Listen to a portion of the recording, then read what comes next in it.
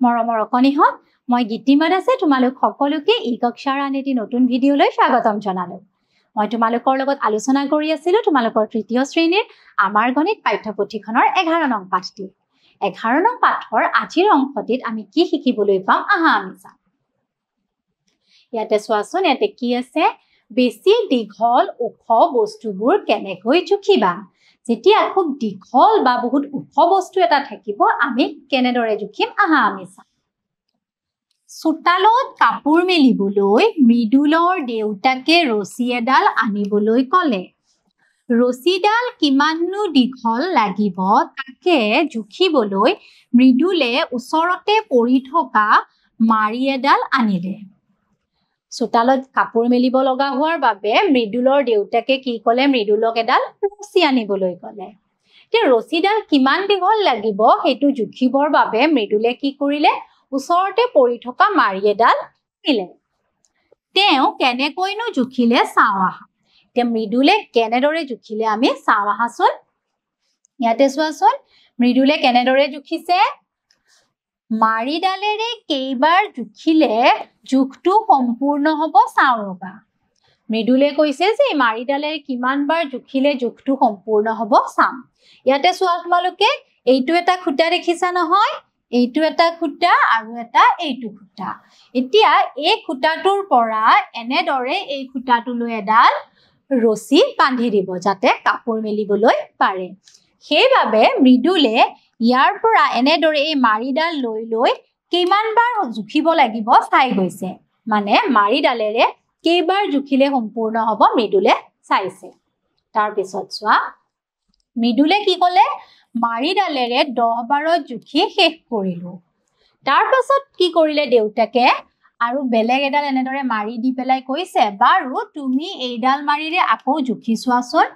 তাৰপাছত মৃদুলক দেউতাকে আন এডাল মাৰি দি পেলাই সেই মাৰিডালেৰে জুখিবলৈ ক'লে। তেতিয়া মৃদুলে কি পালে এইবাৰ 6 বাৰত জুখি শেষ কৰিলো। আগৰ বাৰতকৈ জোখটো বেলেগ হ'ল দেখোন দেউতা। পিছৰ বাৰ যেতিয়া মৃদুলে জুখিলে সেইবাৰ কি হ'ল 6 বাৰত জুখি শেষ কৰিলে। আৰু সেইবাবে দেউতাকক কৈছে যে দেউতা এইবাৰ দেখোন জোখটো বেলেগ হ'ল। তেতিয়া দেউতাকে কৈছে কাৰণ দুয়োবাৰতে জোখ লোৱা মাৰিডালৰ দৈৰ্ঘ্য বেলেগ বেলেগ। তেতিয়া দেউতাকে কৈছে জোখটোতো বেলেগ বেলেগ হ'বই কাৰণ তুমি দুয়োবাৰতে যি দুডাল মাৰি লৈছা জুখিবৰ বাবে দুয়োডাল মাৰিৰ দৈৰ্ঘ্য বেলেগ বেলেগ। এতিয়া চোৱাচোন তেতিয়া কি ক'লে সি তেনেহ'লে সঠিক জোখ কেনেকৈ পাম। তেতিয়া সি কৈছে ঠিকে আছে দুয়োবাৰতে বাৰু বেলেগ বেলেগ জোখ ওলাল এতিয়া সঠিক জোখটো কেনেদৰে পাম। তেতিয়া দেউতাকে কৈছে সঠিক জোখ পাবলৈ আমি কিছুমান সঁজুলি ব্যৱহাৰ কৰোঁ। তেতিয়া দেউতাকে কৈছে যে সঠিক জোখ পাবৰ বাবে আমি কিছুমান সঁজুলি ব্যৱহাৰ কৰিব লাগে। তেতিয়া দেউতাকে তেওঁক বুজাই দিছে মৃদুলক। কাপোৰ চিলাবলৈ গ'লে দৰ্জী মামাই কিদৰে জোখ লয় মনত পেলোৱাচোন। তেতিয়া দেউতাকে কৈছে যে তোমাৰ যে কাপোৰ চিলাবলৈ যাওঁ চাৰ্ট পেণ্ট চিলাবলৈ যাওঁ তেতিয়া দৰ্জী মামাজনে তোমাৰ জোখটো কেনেদৰে লয় মনত কৰাচোন। তেতিয়া মৃদুলে কৈছে মনত পৰিছে এডাল ফিটাৰে জোখ লয় আৰু কাপোৰ কাটিলে এডাল মাৰিৰে জোখ লয়। কৈছে যে মোৰ গাত যেতিয়া জোখটো লয় তেতিয়া এডাল ফিটাৰে জোখ লয় আৰু কাপোৰটো কাটোতে এডাল মাৰিৰে জোখ লয়। তাৰ পাছত দেউতাকে কৈছে সঠিক জোখ পাবলৈ মিটাৰৰ দীঘল ফিটাৰ প্ৰয়োজন। তেতিয়া কৈছে যে আমি যেতিয়া সঠিক জোখ এটা ল'ব বিচাৰিম তেতিয়া আমাক কি হয় মিটাৰৰ দীঘল ফিটা এডালৰ প্ৰয়োজন হয়। ঘৰ সজা কাঠৰ কাম কৰা অথবা ৰাস্তা নিৰ্মাণ কৰা লোকসকলৰ লগত এনেকুৱা মিটাৰৰ ফিটা থাকে যে ঘৰ সজা কাঠৰ কাম কৰা বা ৰাস্তাৰ কাম কৰা লোকসকলে কি কৰে এনেধৰণৰ এডাল ফিটা ৰাখে। আৰু তেনেকুৱা ফিটা নিশ্চয় তোমালোকেও দেখিছা নহয় জানো। এনেধৰণৰ ফিটা এডাল নিজে সাজি ল'ব পাৰোঁ আৰু তেতিয়া কৈছে যে আমিও এনেধৰণৰ এডাল ফিটা সাজি ল'ব পাৰোঁ। কৈছে তেতিয়া মৃদুলে কেনেকৈ সাজিম দেউতা। কৈছে যে ঠিকে আছে সাজিব বাৰু পাৰিম কিন্তু কেনেদৰে সাজিম। এতিয়া চোৱাচোন তেওঁলোকে কি কৰে মৃদুলৰ দেউতাকে ৰছী ঊণৰ টুকুৰা এটা 1 মিটাৰ জোখত কাটি উলিয়ালে। তাৰ পাছত কি কৰিলে মৃদুলৰ দেউতাকে এডাল ৰছী বা ঊণৰ টুকুৰা এটা 1 মিটাৰ জোখত কাটি উলিয়ালে এইখিনি দেখিছা নহয় 100 আছে যে এইখিনি মান জোখত কাটি উলিয়ালে তাৰ পাছত কৈছে এবাৰ ইয়াতে মই কাটি উলিওৱা এই ৰছীডালৰ দৈৰ্ঘ্য 1 মিটাৰ এতিয়া এই ৰছীডালেৰে জুখি কোনো বস্তুৰ দৈৰ্ঘ্য মিটাৰত উলিয়াব পাৰিবা তেতিয়া দেউতাকে ক'লে মই যে এই ৰছীডাল কাটিলো এই ৰছীডালৰ দৈৰ্ঘ্য হ'ল 1 মিটাৰ এতিয়া এই ৰছীডালেৰে তুমি যিকোনো বস্তু কিমান মিটাৰত ওলাব বা বস্তুটোৰ দৈৰ্ঘ্য তুমি মিটাৰত উলিয়াবলৈ পাৰিবা তাৰ পিছত কি কৰিছে মৃদুলে ৰছীৰ টুকুৰাটোৰে জুখি বাঁহৰ খুঁটা দুটাৰ মাজৰ জোখ 7 মিটাৰ পালে তাৰ পাছত মৃদুলে সেই ৰছীৰ টুকুৰাটোৰে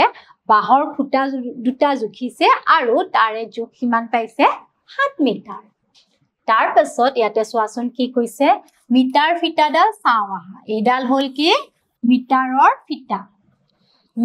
ফিটাডালত 1 2 3 4 5 এনে ধৰণে লিখা হৈ আছে হয়নে দাগবোৰলৈ মন কৰাচোন ইয়াতে কৈছে এই মিটাৰ ফিটাডালৰ এই যে 1 2 3 4 5 6 এনে ধৰণে লিখা হৈ আছে সেই দাগবোৰলৈ আমাক প্ৰথমে মন কৰিব দিছে এতিয়া চোৱাচোন কিয় মন কৰিব দিছে ইয়াতে চোৱা তোমালোকে এইফালে যেতিয়া তোমালোকে দেখিছা এই শূন্যৰ পৰা 1 লৈ কিমান দেখাইছে ইয়াতে 1 সেন্টিমিটাৰ ইয়াত আছে কিমান এই যে সৰু সৰু ঘৰকেটা আছে 1 2 3 4 5 6 7 8 9 10 ইয়াতে কিমানটা ঘৰ আছে 10টা ঘৰ আছে আৰু এইখিনি কিমান হয় 1 সেন্টিমিটাৰ তাৰ পাছত এতিয়া ইয়াত আমাক কি কৈছে 100 সেন্টিমিটাৰত কিমান থাকে 1 মিটাৰ থাকে যেতিয়া 100 সেন্টিমিটাৰ হ'ব তাত থাকিব 1 মিটাৰ তাৰ মানে এই ফিটাডালত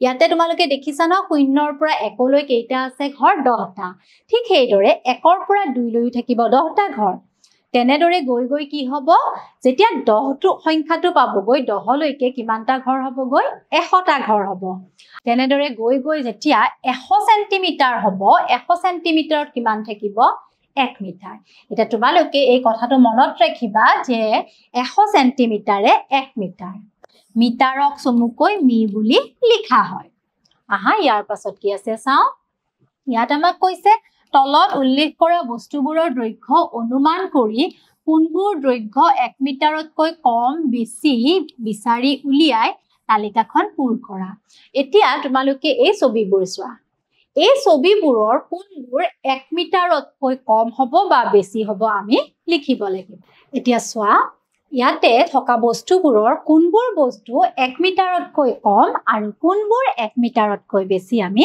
ইয়াত লিখিম 1 মিটাৰতকৈ কম ইয়াতে আমি কি পাইছো তোমালোকে চোৱা কিতাপ বাই বহিখন আৰু কলহ তাৰ পাছত 1 মিটাৰতকৈ বেছি আমি কি পাম চকী টেবুল বোৰ্ড আৰু এই দৰ্জাখন নহয় জানো হা ইয়াৰ পাছত কি আছে আমি এবাৰ চাও ইয়াতে কৈছে তালিকাভুক্ত কৰা বস্তুবোৰৰ আনুমানিক জোখ সঠিক হৈছে নে নাই মিটাৰ ফিটাৰ সহায়ত তুলনা কৰি চোৱা এতিয়া আমি প্ৰথমতে অনুমান কৰিহে এই বস্তুবোৰ তালিকাভুক্ত কৰিলো কোনবোৰ 1 মিটাৰতকৈ বেছি হ'ব আৰু কোনবোৰ 1 মিটাৰতকৈ কম হ'ব এতিয়া তোমালোকে কি কৰিব লাগিব মিটাৰ ফিটাৰ সহায়ত এই আনুমানিক জোখবোৰ সঠিক হৈছে নে নাই তোমালোক সকলোৱে কৰি চাবা আহা তাৰ পাছত চাও ইয়াতে এবাৰ কি কৈছে তোমালোকে 1 মিটাৰতকৈ কম দৈৰ্ঘ্যৰ কিছু বস্তু তালিকাভুক্ত কৰা এতিয়া 1 মিটাৰতকৈ কম থকা কিছুমান বস্তু আমি লিখিব লাগিব 1 মিটাৰতকৈ কম কি পাম আমি কিতাপ 1 মিটাৰতকৈ কম হ'ব তাৰ পাছত বহি তাৰ পাছত তোমালোকৰ স্কুলত নিয়া বেগটো স্কুল বেগ তাৰ পাছত আৰু তেনে ধৰণৰ আমি কি পাম আমাৰ পেন্সিলডাল এবোৰ কি হ'ব 1 মিটাৰতকৈ কম বা পানী বটল এবোৰ হ'ব 1 মিটাৰতকৈ কম দৈৰ্ঘ্যৰ বস্তু তোমালোকে আৰু 1 মিটাৰতকৈ কম দৈৰ্ঘ্যৰ আৰু কি বস্তু ভাবিব পাৰা বা ভাবিবা আৰু লিখি যাবা তাৰ পিছত চোৱা ইয়াতে এবাৰ কি কৈছে ইয়াত কৈছে তোমালোকে সাজি উলিওৱা 1 মিটাৰৰ ফিটা বা ৰছীডাল সমানে দুভাগ হোৱাকৈ ভাঁজ কৰা প্ৰতিটো ভাগেই হ'ল আধা মিটাৰ এতিয়া তোমালোকে 1 মিটাৰৰ বাবে এডাল কি কৰিব লাগিব ফিটা বা ৰছী সাজি লবা আৰু সেই সাজি লোৱা ফিটা বা ৰছীডাল যেতিয়া তোমালোকে সমানে ভাগ কৰিবা সমানে ভাগ কৰাৰ প্ৰতিটো ভাগে কি হ'ব আধা মিটাৰ হ'ব বুজিব পাৰিছা নহয় এইখিনি চোৱাচোন এবাৰ কি কৈছে আমাক ইয়াতে এবাৰ ইয়াত আমাক কৈছে আধা মিটাৰত কিমান আছে 50 সেন্টিমিটাৰ এই যে তোমালোকক ফিটাডাল ভাঁজ কৰিব দিলো সমানে ভাঁজ কৰাৰ পিছত য'ত ভাঁজটো ৰখিব তাৰ দুয়োটা কাষত বা দুয়োটা ভাগতে কিমানকে থাকিব 50 মিটাৰ আৰু 50 মিটাৰটো কি হ'ব আধা মিটাৰ বুলি কোৱা হয় এতিয়া এইখিনিলৈকে সকলোৱে নিশ্চয় বুজিব পাৰিলা তেনেহলে আজিলৈ মই আহিছো মই পুনৰ আহিম তোমালোকৰ মাজলৈ এই পাঠটিৰ আন এটি নতুন অংশলৈ ধন্যবাদ